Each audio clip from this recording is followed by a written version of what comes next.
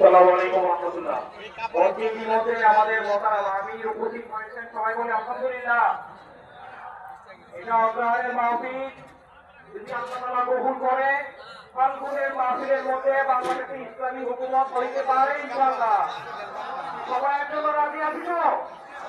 ইসলামী আলো বাংলাদেশে ঢাকা বিশ্ববিদ্যালয়ের কথা কাজও করে।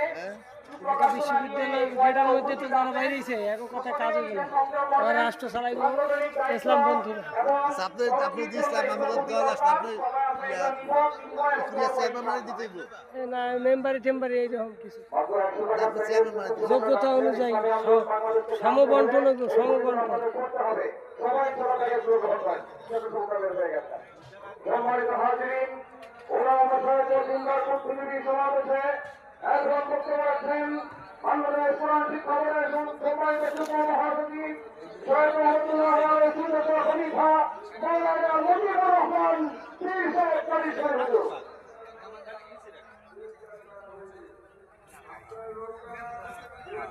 আসসালামু আলাইকুম ওয়া রাহমাতুল্লাহি ওয়া বারাকাতুহু।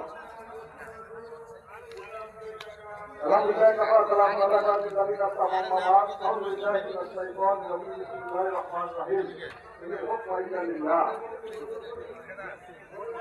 ভূমিকা সবাই সংক্ষেপে যে একটা কথা বলবো। সামনে আমাদের নির্বাচন, এর স্বাধীন হয়েছে 54 বছর।